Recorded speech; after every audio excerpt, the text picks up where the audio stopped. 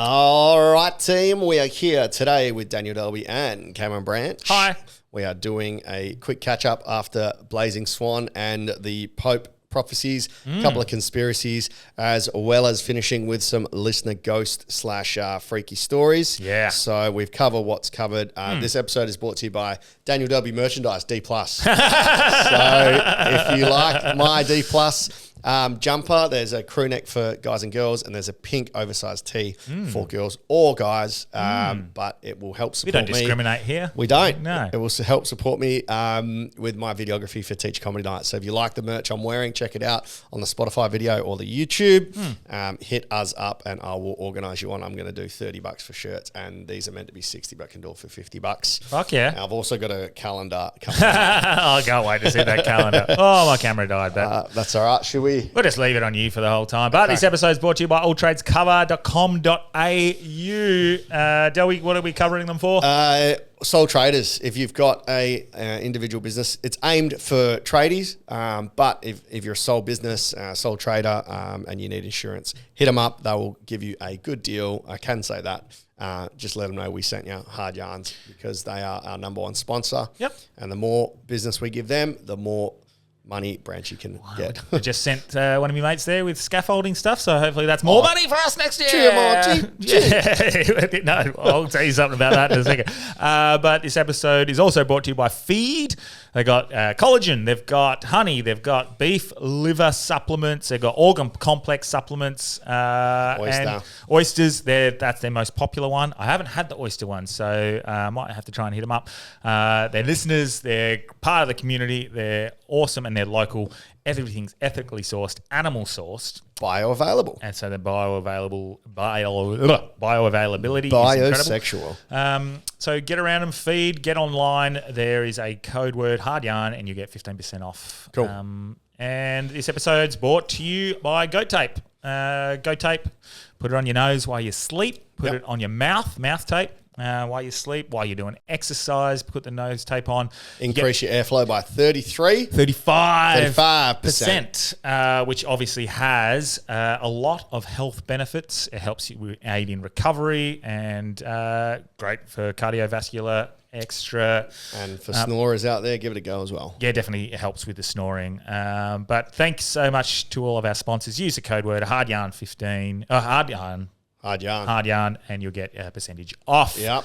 Patreon app coming out next week. When we got time, we'll do a little Patreon app. I'll show some videos of me at Blazing Swan. I like that. But until then, let's get hard. Let's get hard.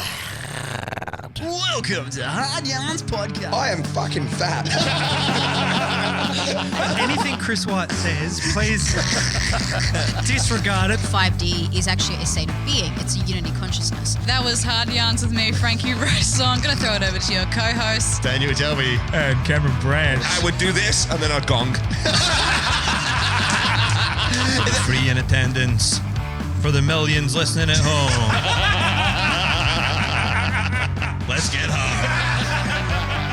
Are we recording? Yeah. It's crazy. Girls need makeup, fillers, Botox, plastic surgery, fucking lashes, nails, and guys just need a pair of clippers. Like 100%. That's it. A shave. If I'm feeling like shit, I go have a shave. Yeah. Or get a haircut. Yeah.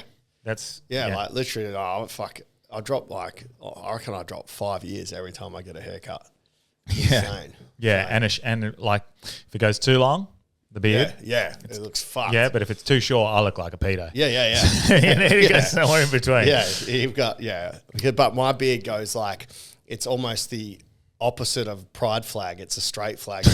It's a grainbow because it's got fucking 50 shades of grains. It's got like yellow, grey, brown, orange, black. Yeah. And fucking just a random like, auburn colour. I haven't gone. So it's like I don't think I've gone yet. Grey. Yeah, right. I've got like it's coming. I got like a little one like here in my beard, and then maybe one or two. Yeah, it'll come. Yeah, it's coming. It's so frustrating for me because like I think mine was caused by stress for the year of COVID when I had to change everything, when I went full-time comedy and everything had to change. Yeah. I wasn't grey before that, and that stressful period. I Stress- don't normally have stress. Stress definitely brings it out. Well, you see the AFL coaches, Oh yeah, like Adam or Simpson, like Obama. yeah. Like you see his before and Yeah. after. That's only 8 years, man. I know. I wonder if there truly is. If I've always been a believer, if something can go one way, you should be able to go the other way.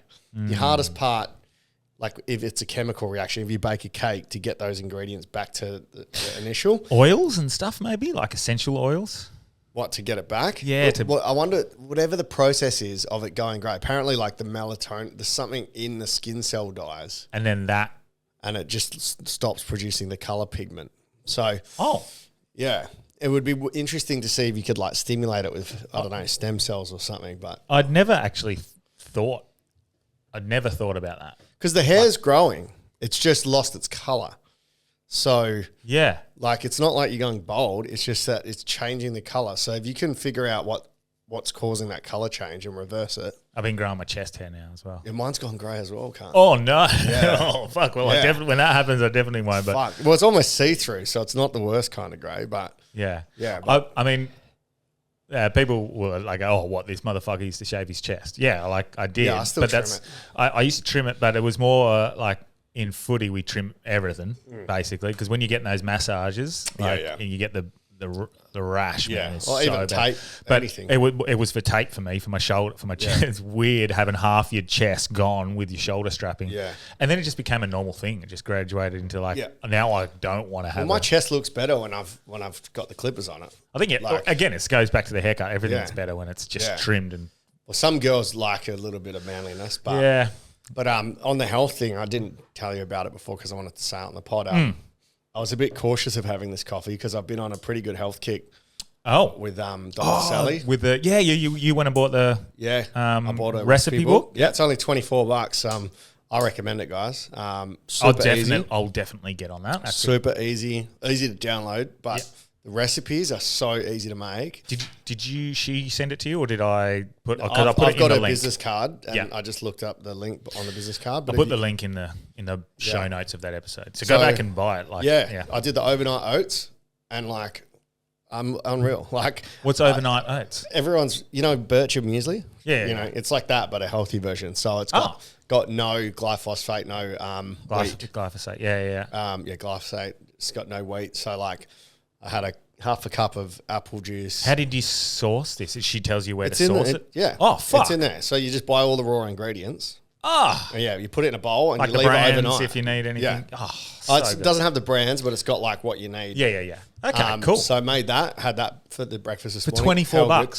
Yeah. There's heaps of recipes. Is this in an there. ad for Jesus? It's No, so it's just good. that my stomach, literally after like, so I've been feeling so nauseous since Blaze. Yeah. And I don't know if it's from Blaze or if it's from this coffee that I had at Gloria Jean's. I have a feeling I got like a weird food poisoning from Gloria Okay. Jean's because it's been sitting in the top of my stomach. But since then, like, I hell feel the difference, man. I had this rasam soup, the thing I sent you. Yeah. The first time I put cayenne pepper in, and I realized like I don't even like spicy shit. So I made it last night without it, and I Yeah. smashed the whole thing. Really? Takes like 10 minutes, and it feels healthy, man. So what about the benefit of the cayenne pepper? Is there a part I'm of not that? sure, maybe? I but don't know. because it's so small, it's such a Yes. small amount. Yeah. I put too much in by accident. Oh, yep. The only hard thing Yeah, as well, you only want to put a tad tiny in. bit, yeah. But turmeric is so hard to clean. Oh, Turmeric- fucking oath, man. It's I put it fucked. on everything and it's fucked. How do you? If any listeners have got a surefire way to clean turmeric, that'll be life changing. Because Yeah. it's so, I don't know if it's the greasiness of it, whatever it is. No, it stains. Stains everything. If you get it on your clothes. Yeah, it's all over. Yeah. But yeah, massive fan so far. Even the chicken congee or whatever it's called, slow cooker. Yeah. Fucking three items. And for us coming into winter, slow Perfect. cookers. Oh, You get 3 thighs, some basmati rice, and some ginger. yeah. And just let it cook, and it's fucking delicious. But it goes against everything Chafee's taught us Yeah. because I'm using like grains and rice and all sorts of stuff. And look, I think like we've said plenty of times, I think it's a balance. Yeah. I think what he does is great to reset. Yeah. And if you can do it correctly with all of the grass-fed, very good beef, then you can probably do it. But if you're just going to Coles and Woolies, you probably need to be getting some of your other things through the stuff like that. So, well, like there's a recipe. I'm gonna do it, but there's even a recipe to make your own bread without wheat. So it's like buckwheat bread. Yeah. It's got heaps of like little seeds and grains, and you sort of make a pulp, and you got to cook it and then flip it and cook it again. So I'm going to try that. But big fan. So if anyone's listening that wants to, well, I was talking about glyphosate with one of my mates who is a sheep and wheat farmer, and he was telling me that for Australia it would be definitely negligible what's left, if any, because they're not a wet. We're not a wet climate. So America and a few other places where they do have a lot of, and maybe up north if they're doing that sort of stuff. But where we are, we're dry, arid climate. Yeah, I think America, full stop, is just so fucked. Correct. Everything there processed. Well, how good's what they're doing now? Like RFK's actually starting to do things. Food dye gone. Like that's a big thing that's happened. Yeah, it's nuts. It's so funny that there would even be a pushback on that. Like, why would you want to, argue against being healthy or even looking into getting healthier? Mate, you watch. It makes no sense. You watch, the Democrats will start drinking food with food dye in there just to rebel. Yeah. Well, good. Yeah. Let them do it. It's like that bloke that in the interview that got challenged to drink the glyphosate. Yeah. Where he's like, it's not doing any, I think it was glyphosate. Yeah. And he goes, you could have a cupful. And the guy goes, well, I've got a cup here. Do you want to drink it? He goes, no, I'm not stupid. He goes, you've just said it's safe to drink. So like the guy that owns one of the companies is going, oh, it's safe. You could drink a cup of it. Been offered to drink a cup. He goes, nah, that's fucking dumb. I'm not a fucking idiot. I'll die. But to make the convo flow, I guess my stomach kept showing up as an issue. Like at Blazer had shrooms, and the message that I got this year was to sort my stomach out, which was ironic because I just bought the and heal the gut, heal the mind. Need to heal. I really, really need to heal my gut, man. It's so the gut was so much stuff coming through now, mate. The gut was the first. That was the start of my like journey into health and like making conscious choices of anything. Yeah. Conspiracy theories. That was the beginning. Was gut, and I think it just once you realize, holy shit, the damage I've been doing to my gut for what is considered normal things to have, you start to question everything from there. Someone needs to create, like we said, an alcohol that is good for your gut. Mate, if that happens. I'm so on and off with alcohol. I never know what I'm feeling. Like there's a constant thing going, just fuck it off. Yeah. But I don't want to. It's great, man. Like I think for the start of the night, booze is awesome. It's just when you hit that point, you're like, that was when you can feel it just doing nothing. That's for me. Things you've said to me was like the most. You hit me there with that. That was like exactly right. A couple of hours feels great. Yeah. Then fuck off. Yeah, I don't want to do it anymore. I'm bored. Yeah. That's where the cocaine, everything else comes out. Those days are long gone, Daniel. But I don't know. I don't know. Like I'm going out this Saturday night, and I've come back from Thailand, didn't want to drink. I was like, I'm off it. I'm not liking it. I've had like one glass of wine since, I think. Yeah. And then the races, I had a few beers the other day, and I was like, I don't know. Like I wasn't quite feeling it the next day, and I was like, And then a couple of close mates that never really drink said, let's go out.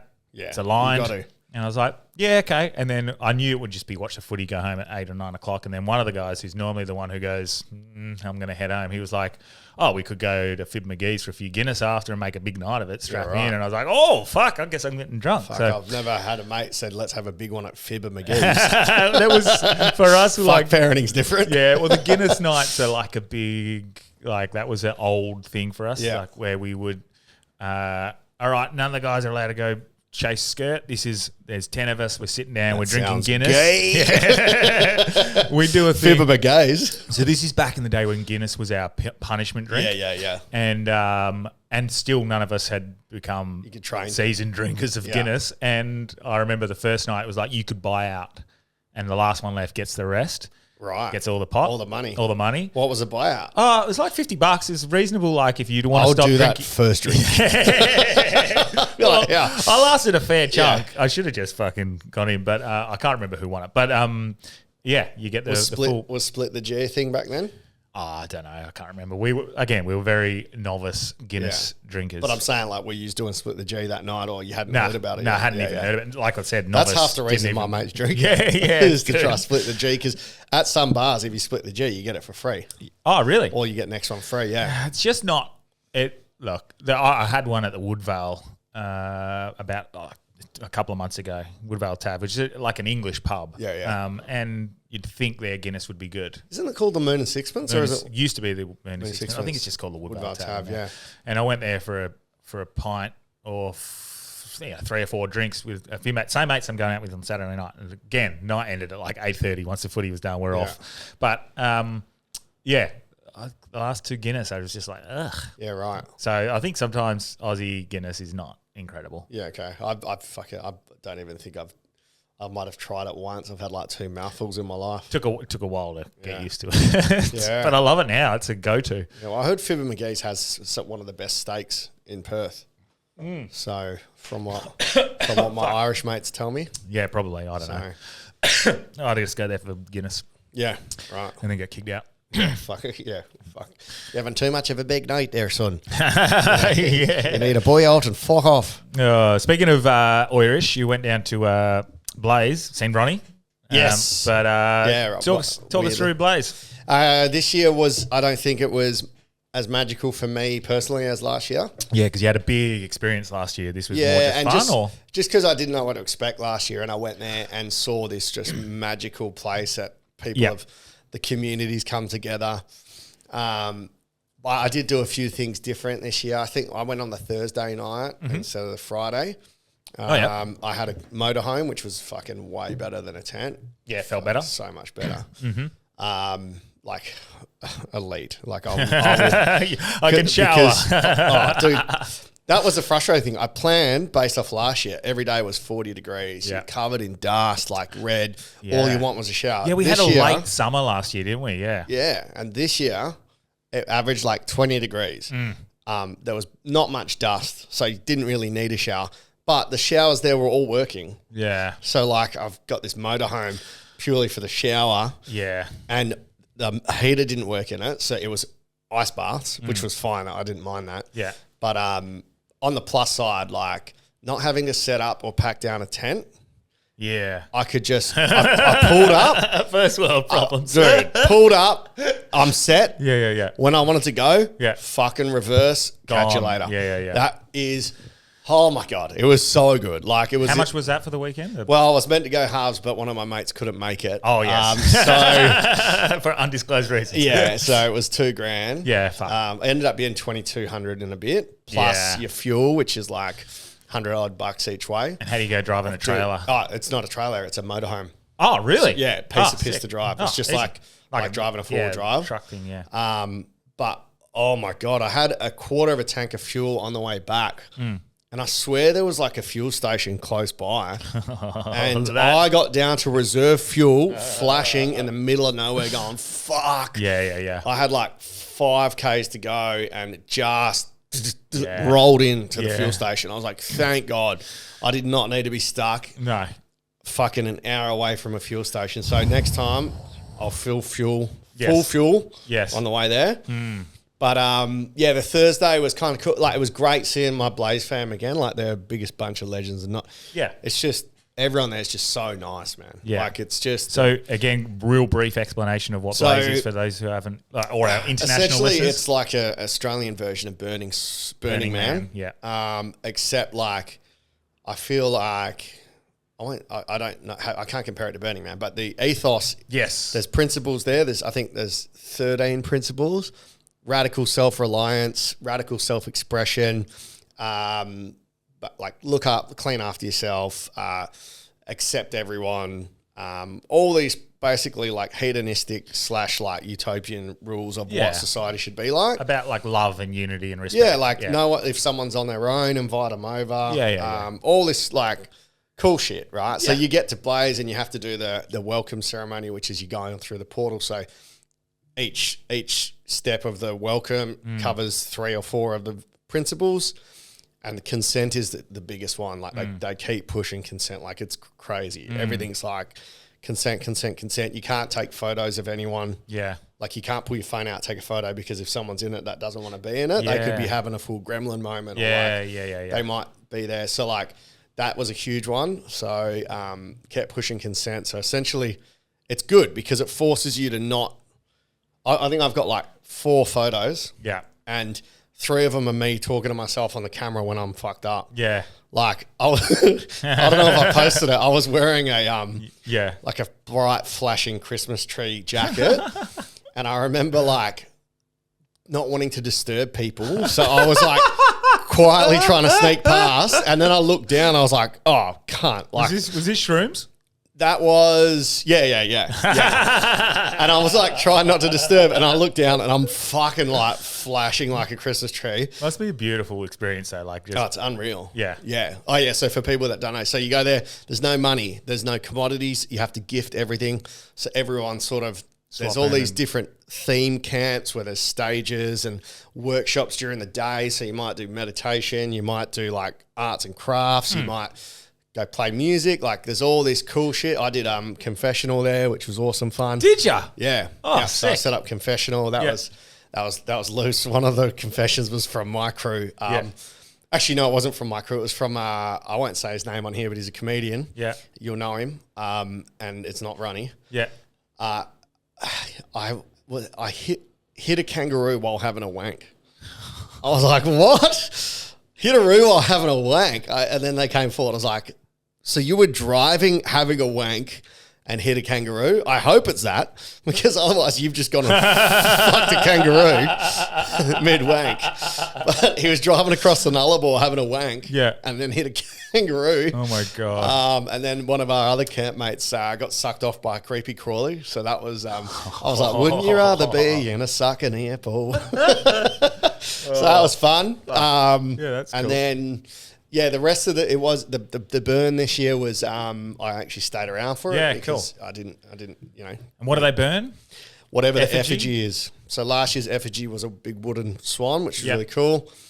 This year was just like this Easter egg thing. Oh yeah, so like rebirth sort of thing. I don't know what the vibe was it? It was just an Easter egg, but I don't know what the message behind it was, but. This time I stayed around to see the nakedness of running around the fire. It gets fucking loose, man. Like, there's like 3,000 people butt naked just running together around a fire and then spontaneously breaking out in song like, hey, hey, baby. So, I love that shit. So it was pretty cool. I do want to, like, can they just not do it on Easter? Because I got... Scotty. Well, you can bring, there's kids. My mates brought their kids. There's a family section. Yeah, okay. So it's all doable as long as you've got 2 of you there, or like they brought a babysitter with them. They brought their the nanny with them, so that nanny could look after the kids. I'd just have that anxiety. Yeah, just couldn't let go of the responsibility of being a parent if I knew Scotty was there. So yeah. But like people were bringing their kids to the raves and stuff. Yeah. So, fuck. Okay. Yeah. Interesting. So it's all pretty safe. Mate, I'm definitely keen at some point. I don't know when or what year, but I astral traveled. That was pretty cool. Really? Yeah. Okay, explain that to me. I'm pretty sure. I was tripping out, dude. So I'd had a ton of mushrooms, and back in my caravan. It was so weird because I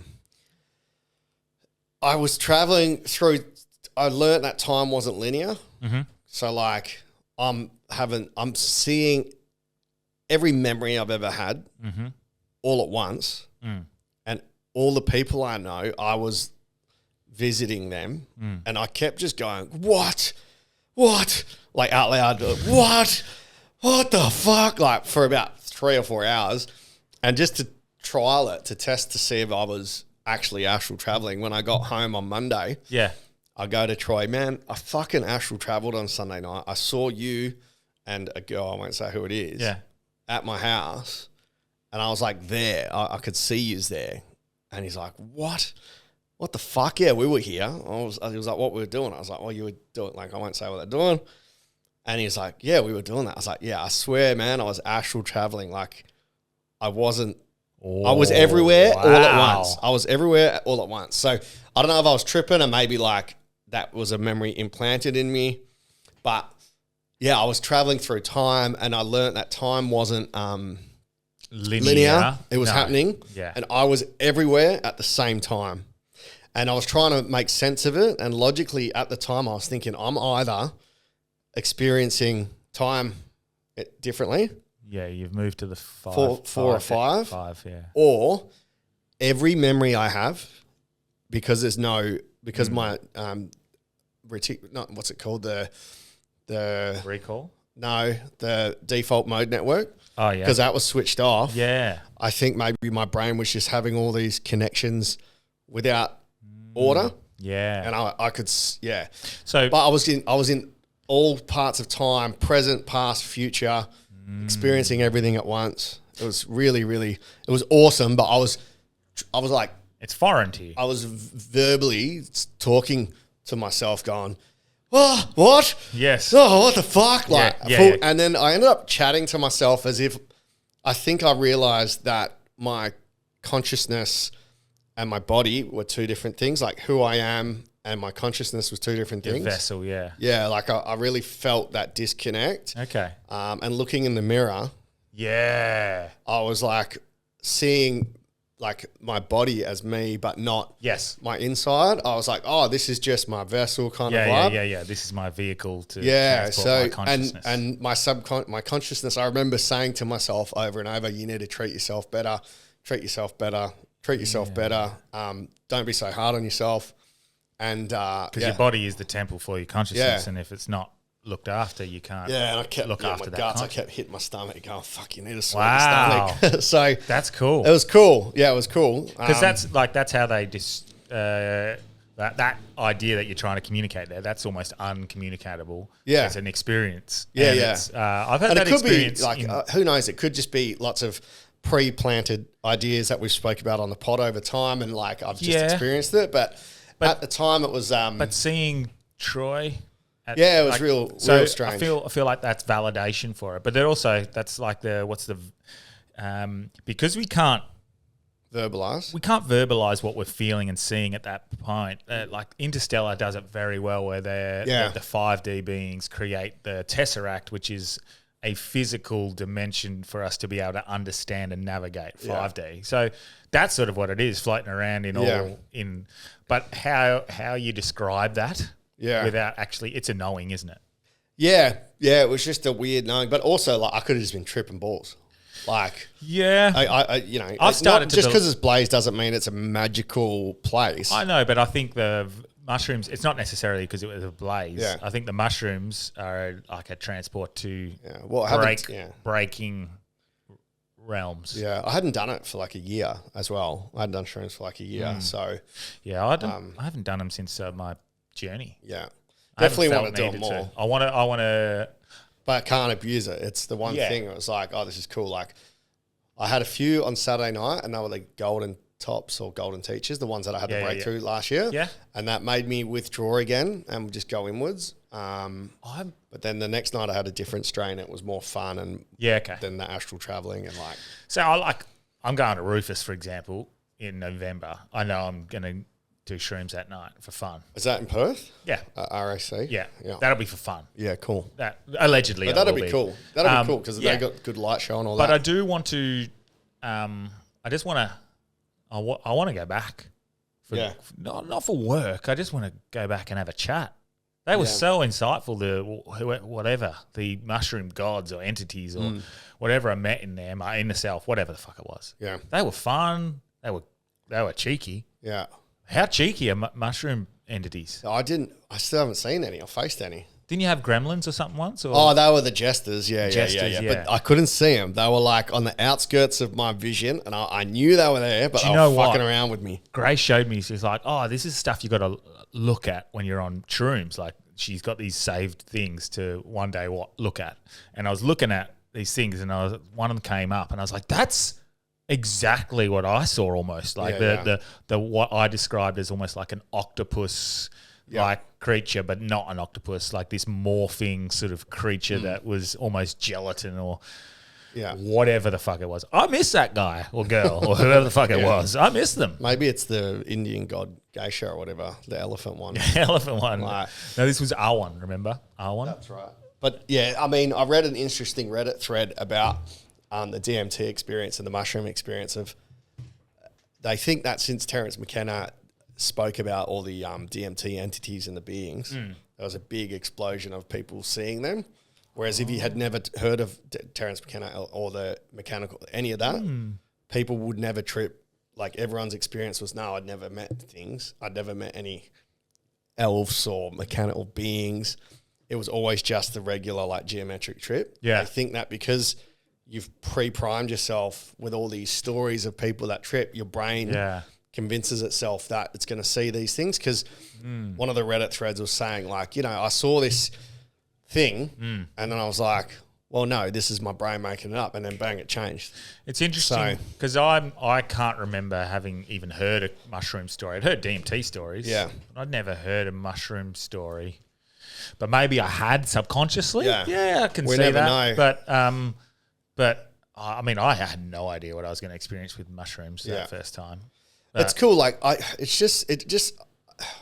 feel like the other thing I found at Blazy, it was kind of a weird epiphany.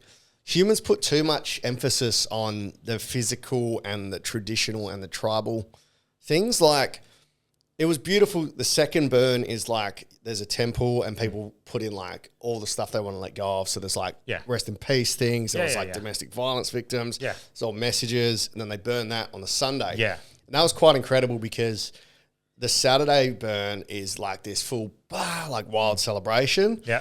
Whereas the Sunday was like this somber, like letting go. 5,000 people there. Yeah. Not a sound. It's almost morning, hey? It was morning, yeah. But it's 6 o'clock on Sunday night and it was like, it's burning. And you got to mourn them. No one is speaking. It's like Anzac Day minute silence, but for half an hour. Wow. Quite surreal. But during that, I don't know if it's my pessimism, but I'm watching this ceremony unfold. I'm like, what is this? Like, it's people walking with a thing and doing this turn and like going, I'm like, is this needed? You don't need this to feel this way. You don't need this physical representation to mourn. Like, this is all just for show. This is all ego. This is what I've been battling with religion, and Jesus and God. Like, why do I need to be baptized? Yeah. I mean, it's beautiful. Like, I like the idea of it as well. I might do it. Shout out to 360. Yeah. I just seen he's done it, but I've seen a lot of people doing it. Why is it a tradition? Yeah. Like, if there's a God and Jesus or Christ, it's not rules and a mechanism. Yeah. Like, it is an acceptance and a receiving of Christ into your heart. Yeah. That would be all that you'd need, surely. Not this... Okay, you have to go get baptized. You need to say this, Hail Mary. And blah, blah, blah. I think tribal and tradition, maybe it helps your human brain like process. And maybe it's like like a process where, okay, now I can allow myself to fully embrace, or it's some sort of, what's the word I'm looking for? That's true. That's a good point. Like affirmation almost. Yeah.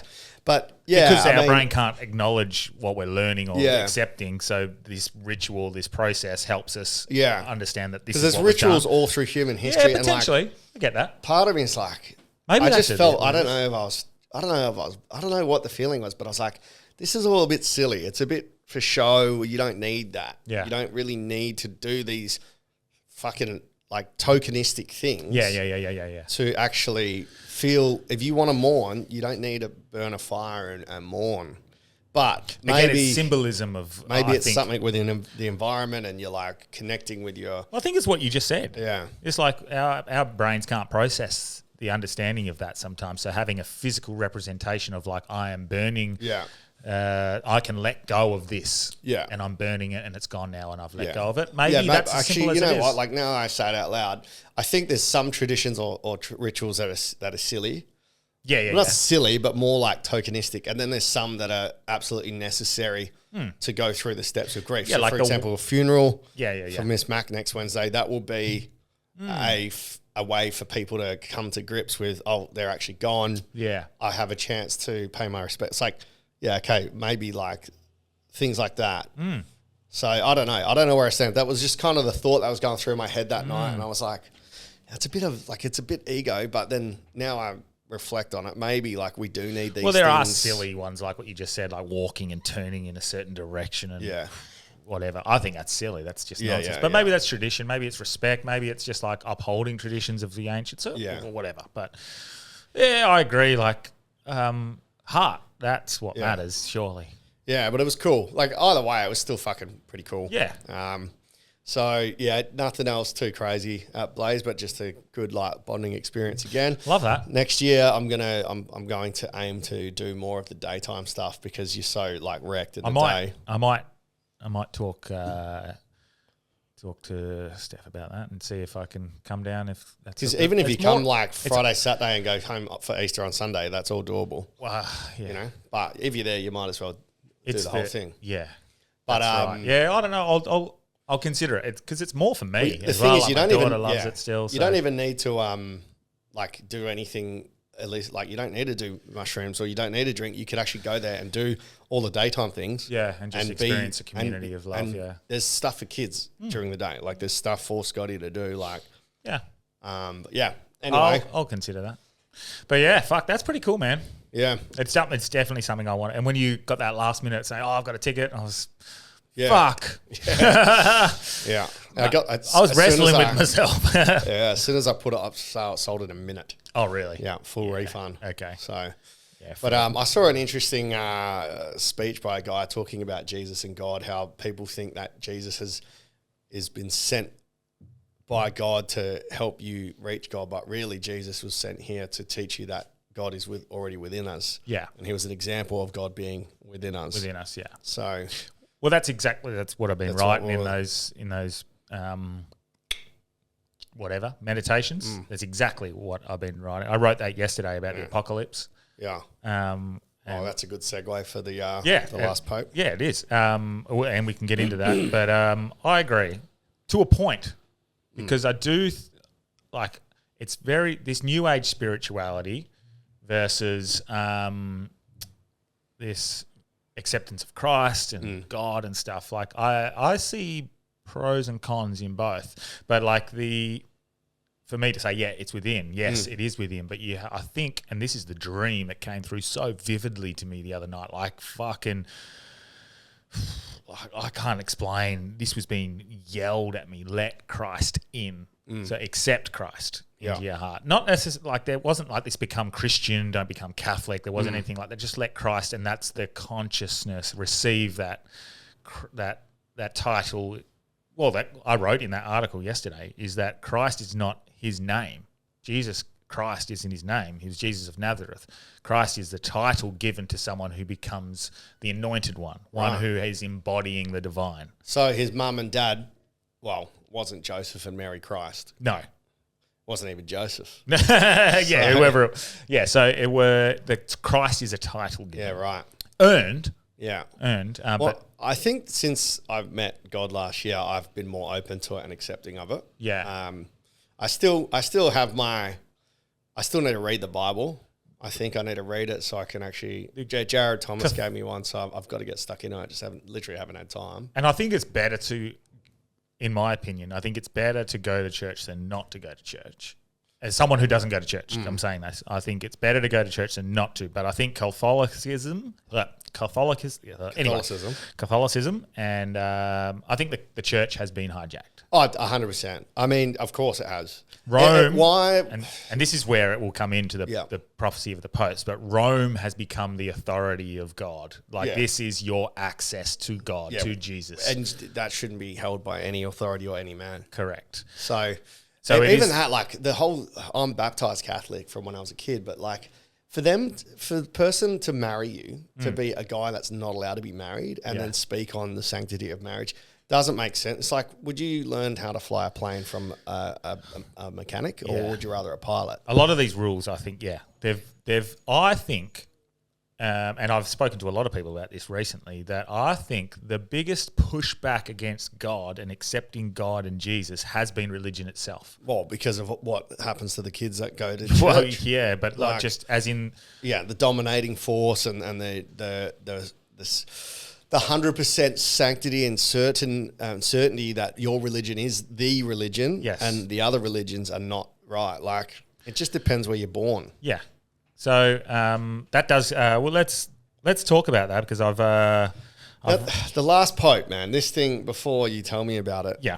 I've tried not to watch any clips, but like Yeah. I've heard the prophecies. Yeah. But even the pope, stop electing an old cunt as your pope.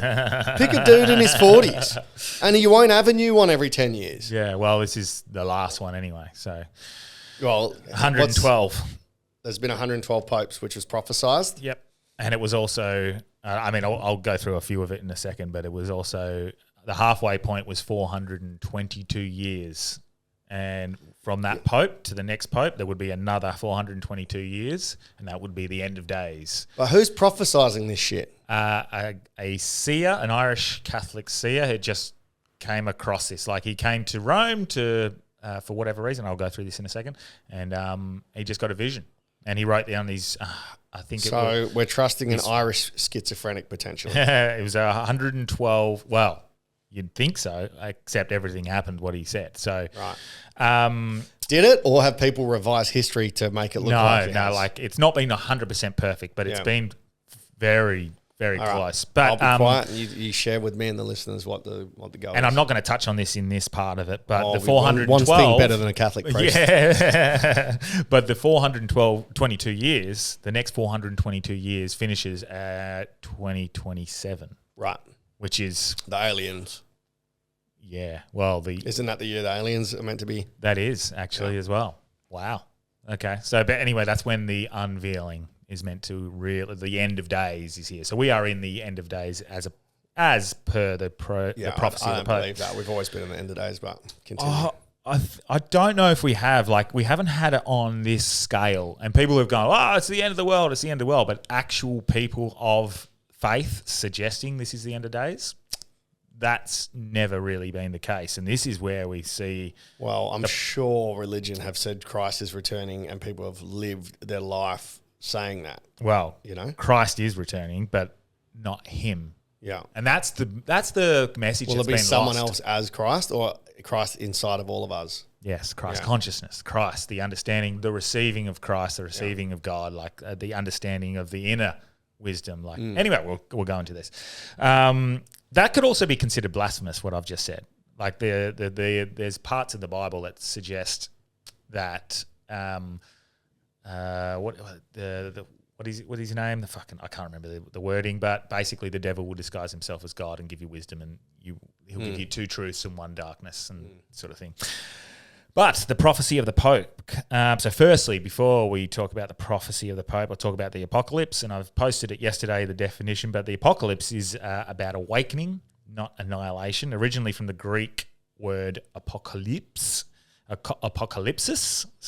It means the unveiling, revealing hidden truths or divine knowledge. It was never about destruction, but a deep spiritual insight into the true nature of reality. So that's what apocalypse is. It's always been confused. It's been hijacked, in my opinion, by religion to say it's this bad thing. Because, we talk about co-creation quite a lot. And if we're co-creating, we do not want the apocalypse. What are you going to keep on doing? Push it back, Yeah. Not to be confused with Mel Gibson's Apocalypto, which is an epic movie. Incredible movie, just quietly. One of my favourite movies of all time. So good. So... The Prophecy of Popes, it's a series of 112 short cryptic phrases in Latin, which purport to predict the Catholic popes beginning with Celestine II. It was first published in 1595 by a Benedictine monk, Arnold Wion, who attributed the prophecy to Saint Malachi, a 12th century archbishop. So, Isn't Malachi a slang word for like tomfoolery or like... Malarkey. Yeah, it is. Yeah, having a bit of malarkey around here. Yeah. It's been quite accurate, including birthplaces. Nonsense talk. That's what Malachi is. Yeah. Ooh, classic. It's been quite accurate. Birthplaces, names, family mottos. So, like, families had mottos back in the day. And the list of descriptions is matched to a one-to-one basis as a list of historic popes since the publication. So It comes all the way to Benedict the 16th, I think it is, 2005 to 2013, Pope Benedict. That would correspond perfectly to the second last pope, and said there would be only one more pope after Benedict, which was Pope Francis, and he has just died. Do you think they've all picked the name based off this prophecy, though? Like, and that's why each pope has chosen their next pope name? It's always like a consideration in my mind, but no, because it hasn't been 100% perfect. And it's like a perfect example of how they've aligned these popes. It's not like their name, it's something deep. So, for example, Pope John Paul II, so they would go off the mottos as well. So, Pope John Paul II, who was originally born Carol Wodgula. Wodgula? That's Aboriginal for white fella. It is Wodge Tyler. Yeah, right. So Wodge Tyler? I don't know. So Pope John Paul II, Carol Wodge Tyler, is De Leba Solis, which is with a family motto, meaning the eclipse of the sun. And Wodgila was born May 18, 1920, during a solar eclipse. So that's how they've aligned these ones. That's convenient. Yeah. They have two ways to identify them. So this is like, it's very cryptic. It's in Latin, obviously. So this is why it's subject to, but it is official part of the Vatican files that some people like to discredit. The longest and final verse the longest and final verse predicts the apocalypse. It says, in the final persecution of the Holy Roman Church, there will be a reign of Peter the Roman, who will feed his More like flock. Peter the File. Yeah, Peter the Roman. Pope Francis' dad's name was Peter. Right. Who will feed his flock amid many tribulations after the seven-hilled city, which is Rome, will be destroyed, and the dreadful judge will judge the people.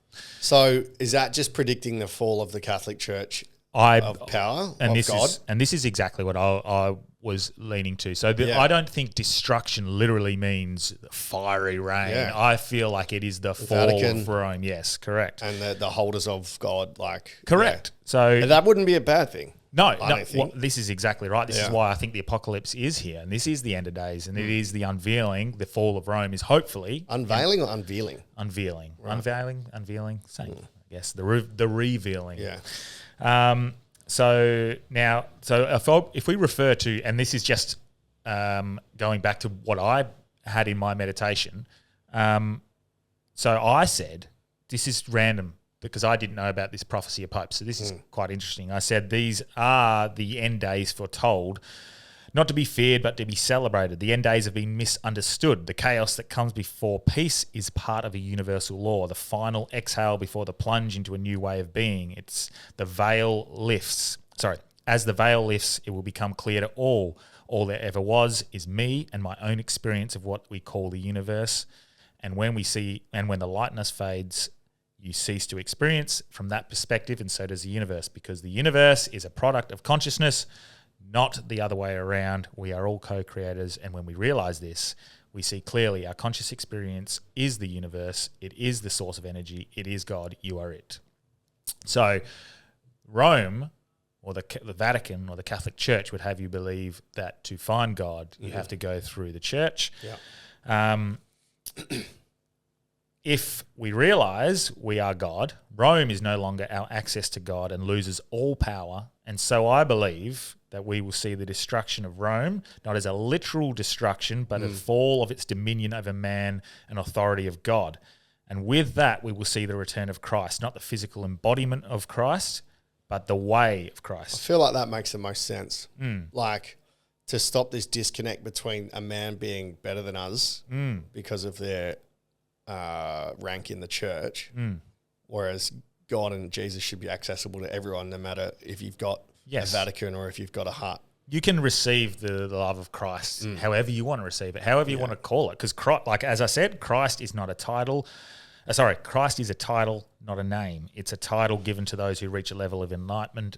It's Christ means the anointed one. Well, this would be interesting. When do they decide if there's another pope? Within the next 20 to 50 days, I think. So if there's no decision by then this prophecy is looking like it's... No, because it doesn't necessarily... The last pope is said to be, I think, the Antichrist. Ooh. that will fool the world. But that's a lot of other people's interpretations of what will be. And potentially you're correct. Maybe if there is no Pope decision, the fall of Rome will happen prior to that. So, or if the next Pope comes in and scraps the church and everything, people will say that's the Antichrist. yes, because the last Pope was very conservative and he was probably going against what a lot of people would be considered to be standard Christian Catholic values. So very interesting. So embodiment of the divine, the Christ is someone who embodies higher truth, unconditional love and unity with God. This goes back to now the Knights Templar that we've talked about before. So the Knights Templar were protecting the secret that they found. So this was the Gnostic traditions that we talked about, Gnosticism. So the Gnostic traditions also teach that the Christ is a universal consciousness that can awaken within us all, that the Christ is not just Jesus, but a universal divine consciousness that exists in all of us, a spark of God waiting to be awakened. And so the idea would have threatened that very idea that the Knights Templar were protecting, that they discovered, that idea would have threatened the power of the church, which taught that salvation came only through the institution. Yeah. If everyone could access the divine directly, Christ was within, it would decentralize that Roman authority. Yeah. I mean, it's the same threat to any kind of structure of power. Yeah. Now, I think there's a line where the New Age spirituality says, no, you can just do it all yourself. I don't think we do have that power to just go, oh, I get it. I'm divine. I am everything. It's like everyone. You need a teacher and a mentor.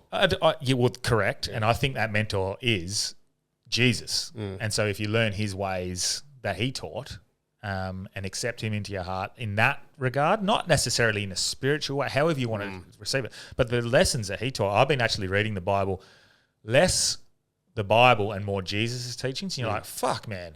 If you just live the way he said, everyone would be pretty happy. Yeah. The love thy neighbour sort of stuff, you know?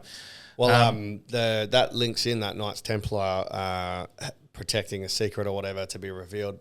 That links in with the Ark of the Covenant. Yes. Where the remote viewer saw that there was a special protection on the Ark of the Covenant until humans were ready and were open to receiving that message, and until then you can't open the Ark of the Covenant because it's protected by some extraordinary force. I know. That'd be interesting to see if the Ark of the Covenant opens and that's Christ consciousness being released again. Yeah, well, a universal energy source as well, because it's said to be a battery almost.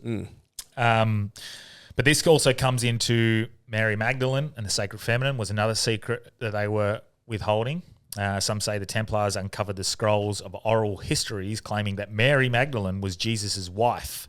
I thought she was a hooker, or was that people saying that to slur her? That's the slur that's been given by the Catholic Church to discredit that. Right. I don't know. I mean, why would they not want a man to have a wife? Like, that doesn't make sense. Why would you be so against this man that you all worship having a wife? Because to me, that sets a good example of family. Because then the bloodline carries on. So, yeah, but wouldn't you want that to happen? Yeah, potentially. You know, you would want if you believe that Jesus is the Son of God, would you not want his bloodline to continue? Yes, but they crucified him. Yeah. So they would crucify. So they want redemption? Yeah, no, they would crucify his wife, his bloodline. So protecting the bloodline. Also, but I'll go into this. So some say the Templars uncovered the scroll. Claiming that Mary Magdalene was Jesus' wife, a spiritual equal, the bearer of sacred knowledge in this view. She fled southern France after the crucifixion. Her bloodline may have continued, creating the Holy Grail, not as a cup, but as a womb or a lineage. The Templars have seen the church's suppression of the feminine as spiritual imbalance. So if we have the divine feminine and the divine masculine, which we see playing out in the real world, they come to unity, creating the Holy Trinity with God. This sacred feminine knowledge, when combined with Christ, reveals the mystic balance, divine masculine and divine feminine in union, the true spiritual alchemy.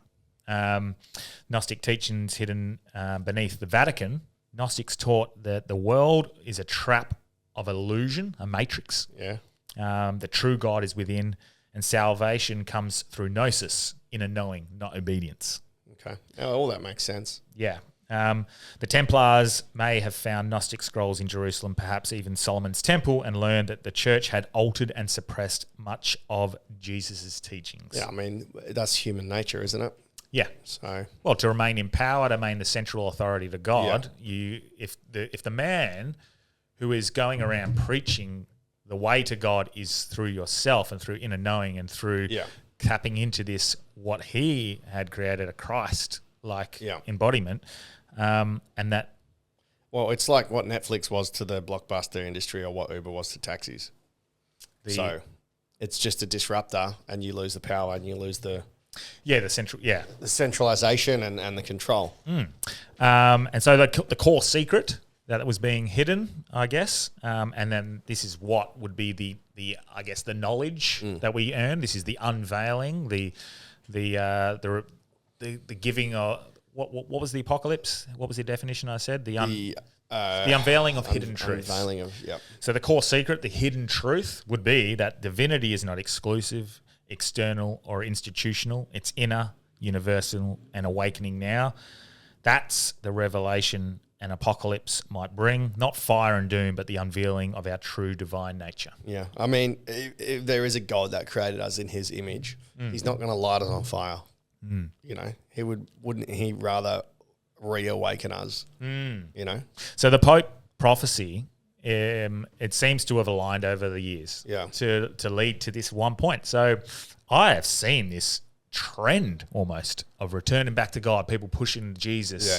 And I'm conscious of that as well. I'm like, am I falling for a trend? Am I falling for it? Because algorithm. I'm the same. I'm exactly the same as you. I don't like this dogmatic, institutionalized religion and acceptance of God, because I feel like well, it links back to that ritual where going to church allows you maybe that mental steps to go, okay, this is where I can accept God and this is where I can open my heart and allow Jesus in. It could be like a ritualistic thing. Yes. But for them to say you only get God in this place, is I can't believe in that, unfortunately.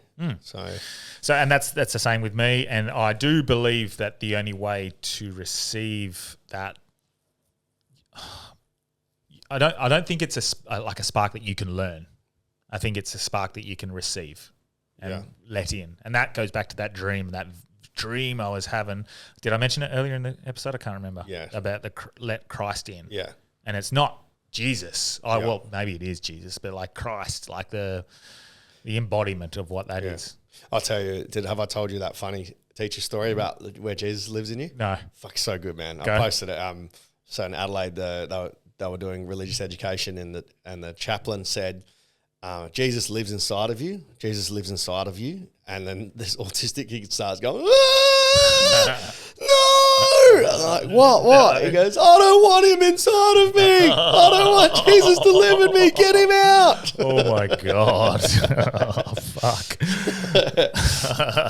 At the show, I was going to say, it could be worse. The Catholic priest could be inside of you. Mate, so you I'd should rather have Jesus. said that. I've learned that teacher night. You just sort of... Yeah, toe the line a bit. Yeah. So, but, no, I think I believe it. Yeah. I think that's where we're at. I think that he was the last pope. Yeah. Some people prophesize that. So some people attribute tribulations to meeting the Antichrist for whatever reason. They go back. And is the Antichrist meant to be the devil or the son of the devil, or just this person who stops you from finding Jesus? Well, the Antichrist. Yeah. So Christ is that embodiment of the divine and the connection to and unity with God, whereas this is the opposite. Yeah. You know, like. Go fuck whoever you want in the streets and get an OnlyFans and, you know, they're separate from what. Imagine if the Pope tells you to start an OnlyFans. You should do it. Then you'll know. You'll know that he's the Antichrist. So, interesting. I think that's where we're at. I genuinely think we're in the end days, and that's a good thing.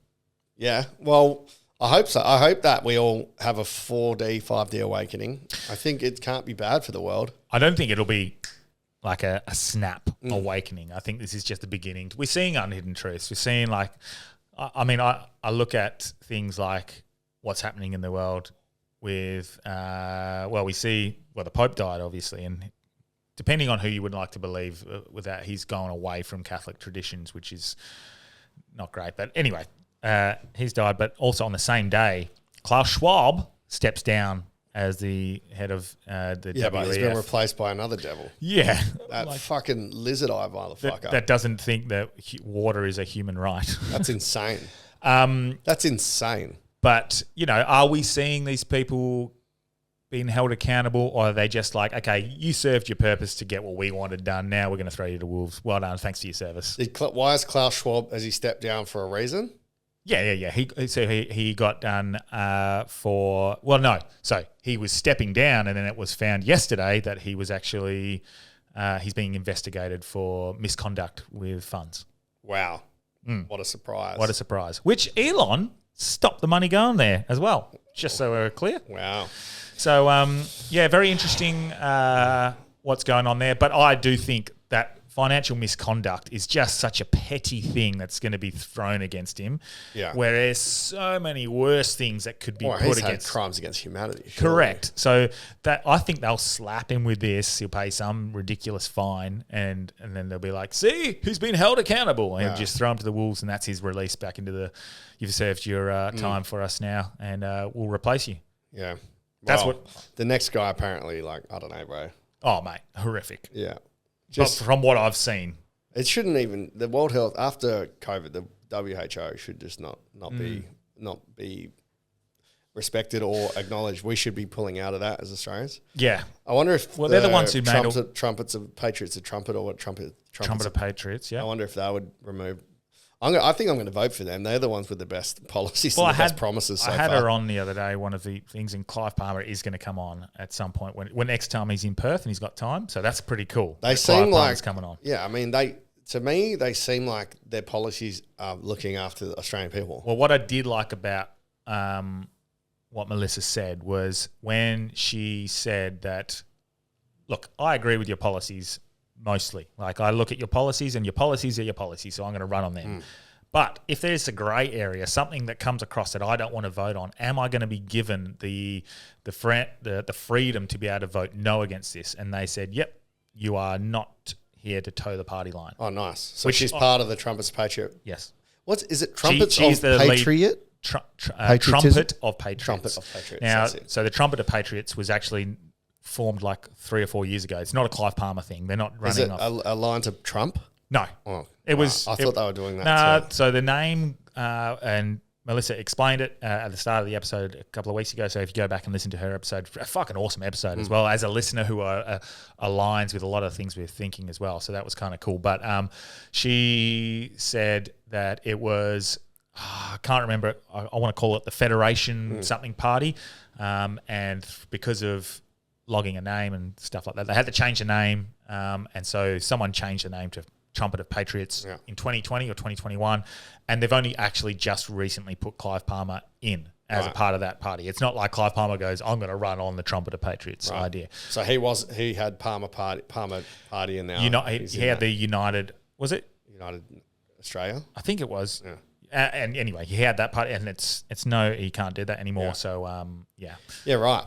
I don't know who I'm going to, what I would suggest, I would never tell anyone how to vote. Yeah. But what I will suggest is tell you who not to vote for, and that is Libs, Labor, and Greens. Yeah. Fuck them all. So, sorry, Simone, I love you. yeah. But We just need someone different in power. Like, we need to have an even democracy of power. We can't just have... We need a minority government at the moment, yes. We can't have 80% Labor, 15% Liberal, and 5%.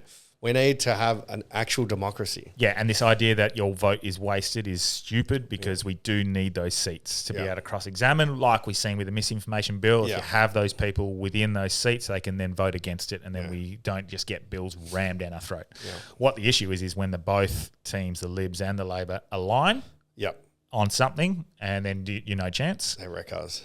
Which, for example, I think the social media ban and the funding, the campaign funding, they aligned with that. Of course, they aligned with the funding thing. But, well, I've got a quick conspiracy for you before we move on to ghost stories. Because I've got to go in 20 minutes. All good, mate. I'll just message Ronnie and say I'll be 12:15. Yeah. Well, before we get onto the conspiracy theory, because I just wanted to touch on, so Dan Andrews' curfew laws. Did you see what happened with them? No. What, for Noel Bolter? No, Dan Andrews' curfew laws that he brought in Victoria were based on zero science.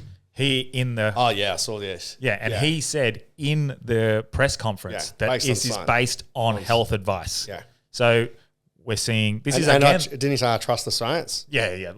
This is ridiculous. And then compound that with the White House putting out did you see what the White House put out with the COVID lab leak?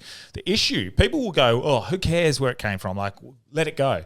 Well, it's a big fucking issue when the person, Fauci, who was funding gain of function research in the Wuhan lab, is also the one who profits and pushed the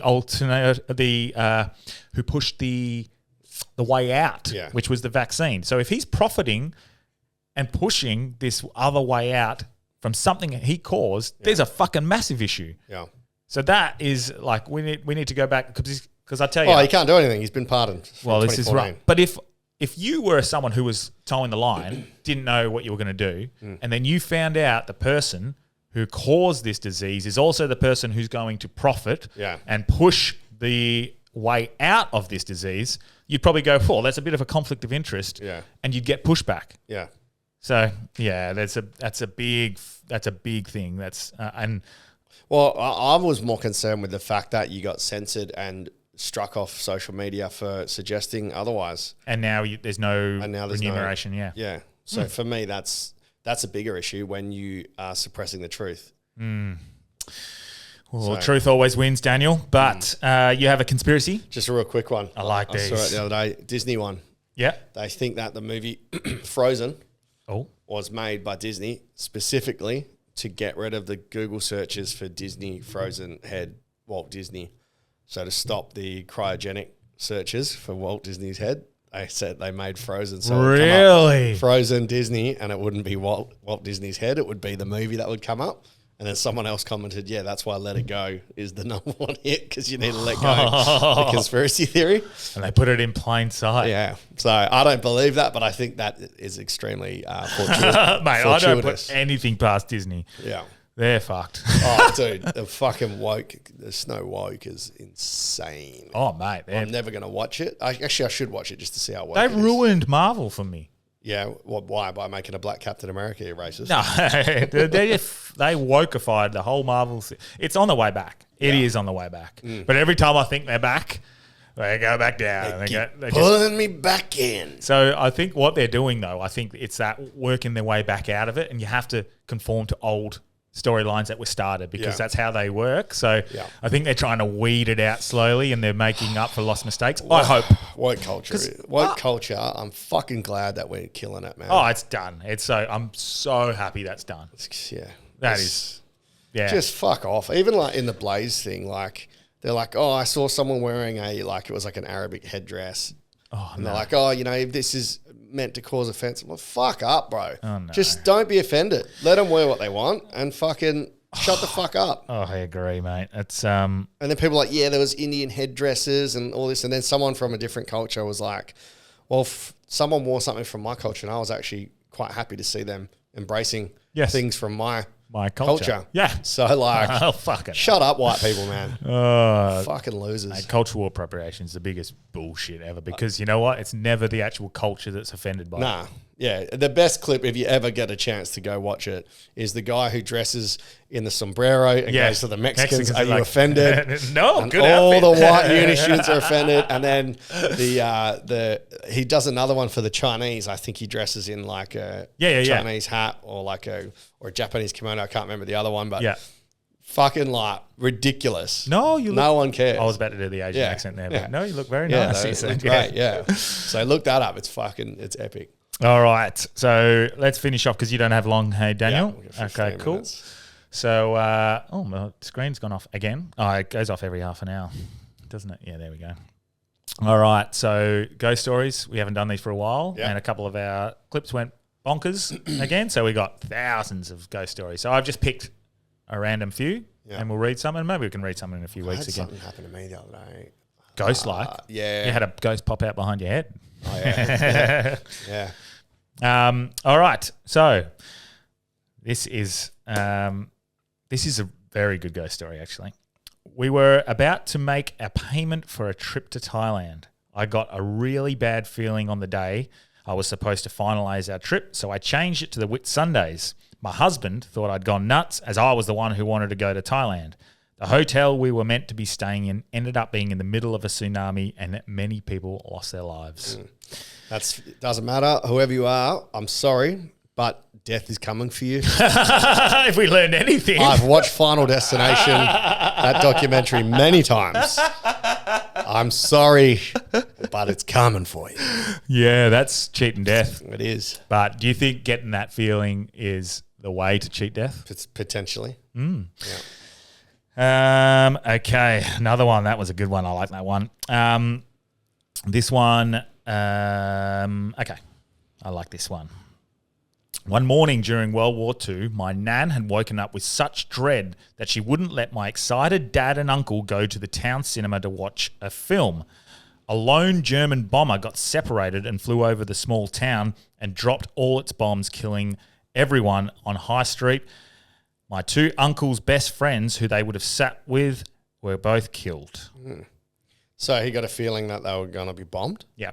Yeah, right. I mean, was it during a war? No, just got a feeling of dread. No, this was a hometown, and the German bomber. So the German bombed his own country? No, sorry. This was a small town in London, or in England, but nowhere near. During World War II? During World War II, right. but nowhere near where there was any sort of fighting. Well, One of I've the got German. news for your family. Your father is actually a German spy, and he was a double agent because that's the only way you'd find out. Yeah. That's probably what he was. And he said, I got a feeling, but he was probably working for Germany. Like No, he didn't get the feeling. She got the feeling and told him not to go. Wouldn't let him go. Okay. Well, Maybe she was a double agent. Don't be sexist. Do not be sexist. Okay. All right. This one's kind of cool. I once got invited to ride my motorcycle to a funeral for a fallen rider I did not know. Escorting him on his final ride, I had a strange urge to take a small rock with me and give it to his widow. I didn't know why and felt that it was an odd thing to do, but I did it anyway. When I gave the lady the rock, she burst into tears, hugged the rock, and then hugged me. She then told me that her husband used to do adventures on his bike and always brought back a small rock from wherever he had been to show her, and she showed me the collection that he had given her. Wow. I thought Dwayne Johnson rocked up. That's pretty cool. Yeah, I like that one. Yeah, that's like the leg one. Yeah. Very good, very good. Hopefully as viral as that demo. Yeah. Okay, so here's another one. Just hand him Kevin Hart a little rock. Okay. Okay. My husband died from bowel cancer, age 41, on New Year's Eve. About 6 weeks later, my son, age 7, and I were on holiday in Florida, and we bought a helium balloon from the dollar shop. Our son wrote a heartfelt message to his dearest daddy saying how much he missed him, and we let it go on the count of midnight. We watched the helium balloon float off into the night sky amongst the fireworks. The next morning, the same helium balloon was on our porch with a tag message that he had attached.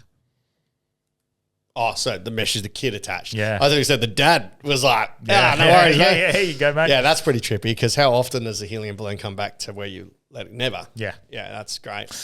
Yeah, I like that one. That's a nice little... Or the dad's inbox is full from heaven. It's just got rejected. Oh, I hope this is the Return to inbox. sender. We've got an inbox one coming up. All right. Yeah, imagine that. St. Peter's going, oh, mate, we're full. No plastics in heaven. All right. Send a dove. This one's kind of cool, but could be considered a coincidence. I was outside. Oh, sorry. I was out riding my motorbike. I was out motorbike riding. What? Sorry, my bad. I was out motorbike riding way out in the sand dunes with my brother, and I heard distinctively someone yell my name. Alan Roberts. Yeah. Now there is no way I could hear anything over the motorbike or my helmet. I pulled up and asked my brother if it was him. He said, there's no way you would have heard me. It wasn't until I got home and I found out my good mate died in a car accident that day. Absolutely freaky. Yeah, that's interesting. I mean, but why would he yell your name while he's crashing? Yeah, good mate. Yeah. Maybe just yelling out. My daughter died this past December, and we went out for lunch a few weeks later. And as soon as I sat down, the song we played at her celebration of life started playing. It's called The Winner Is. We all felt her presence and started crying. We asked the waitress about it, and she gave us the Spotify playlist they were playing. We got home, and that song wasn't on the playlist. Wow. That's cool. That's a goosebump one. I like... Man, death is... I've been thinking a lot about death lately. Like, fuck, man, our parents are getting older. I don't know how people deal with losing a parent. Like, mate. Even though I don't talk to mum and dad every day, it's like, if they're not there, it's fucked, eh? Like, my life won't change a whole heap, but... No, that's right, yeah. But it's like, it's just not there. Well, they brought you into the... I don't like thinking about it. Or like... sudden deaths, like let's say actually I don't want to speak it out, but how you deal with that. I was listening to the Gary Ayres on Swanee's podcast with Sammy, and his dad, he was 43 when he was 19, and his dad was on the farm and just got killed in a farm accident. Like, that's it, he's gone. Like, you always take it for granted that they're going to be there. It's been playing on my mind a lot lately, so it's more, but like, be present with the people that are there in your life. Try not to. I think that if someone wants to see you, if you can do it, make an effort, because you just never know when you're going to see them next. And as you get older, you never know when you're going to see your friends next either. So I agree. That's a big one. We'll get through these so you can go, mate. I woke my husband up around 2 a.m. and I told him to hand me the phone from his side of the bed. He said it didn't ring and tried to go back to sleep. I called my mum anyway and told her to meet my sister at the hospital because she'd been in a car accident and the driver was hurt too bad to bring her home. My mum went, and my sister called back the next day asking how I knew. I didn't even remember it happened.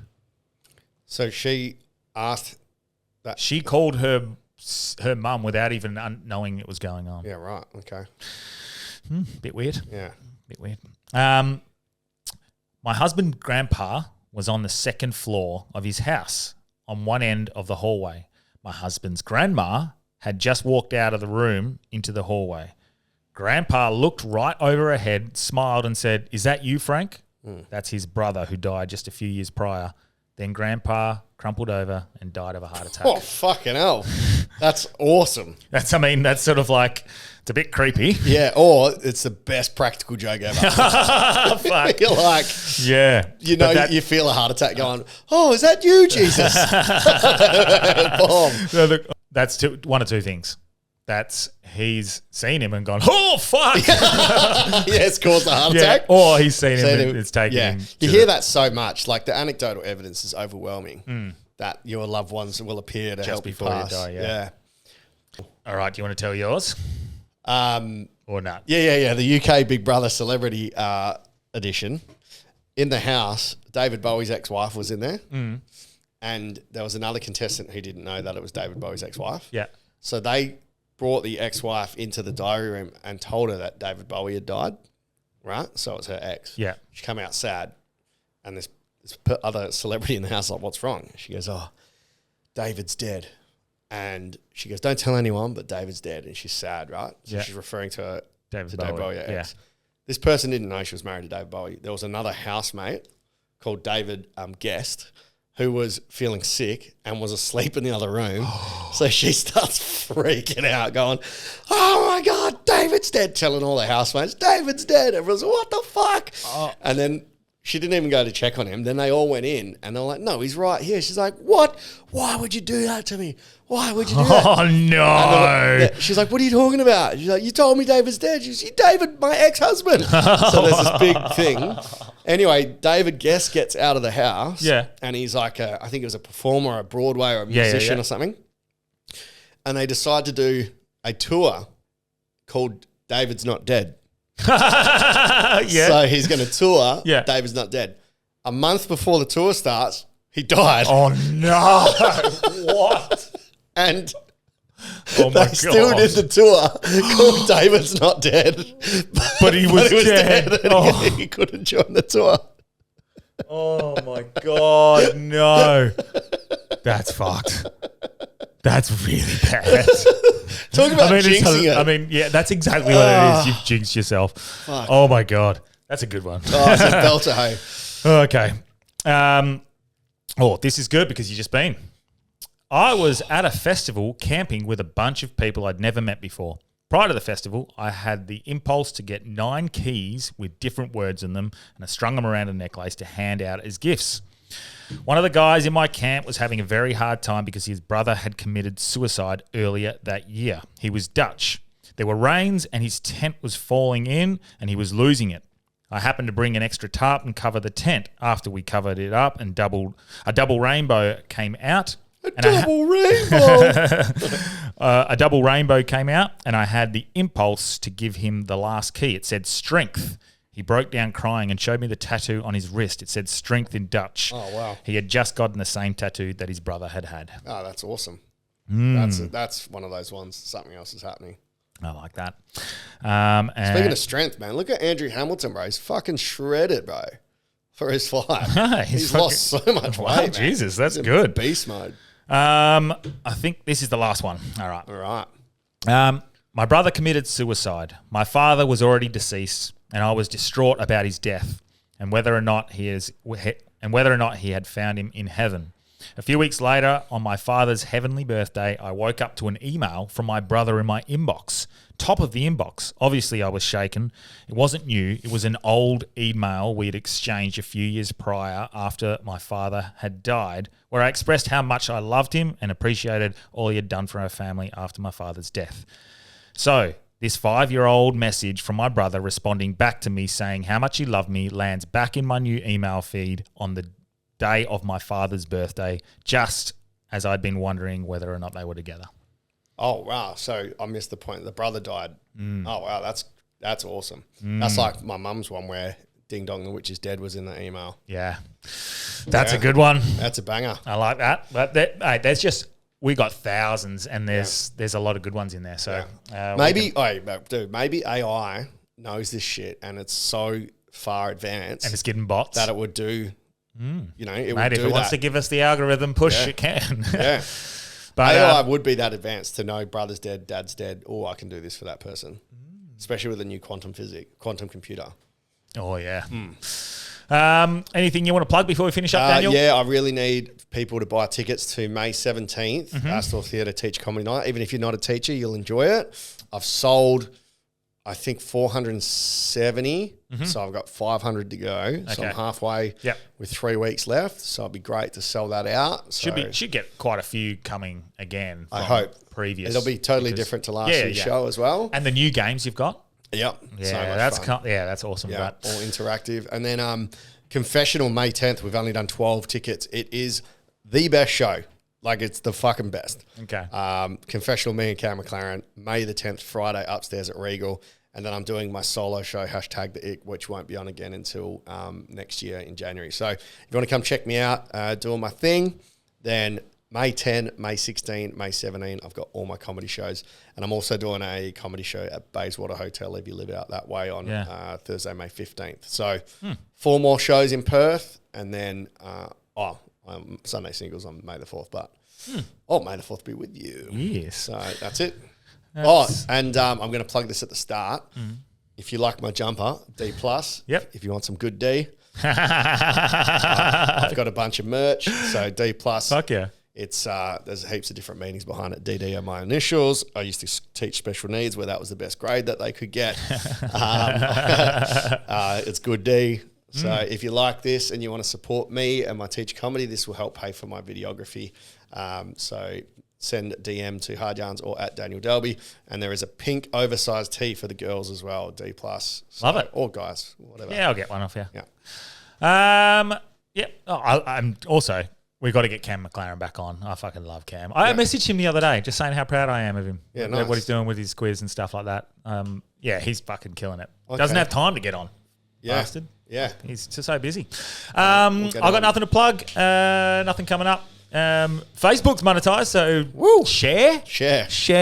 Like and share. We got our first $26 the other day.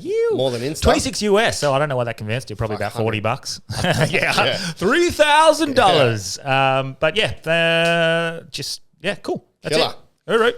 Peace.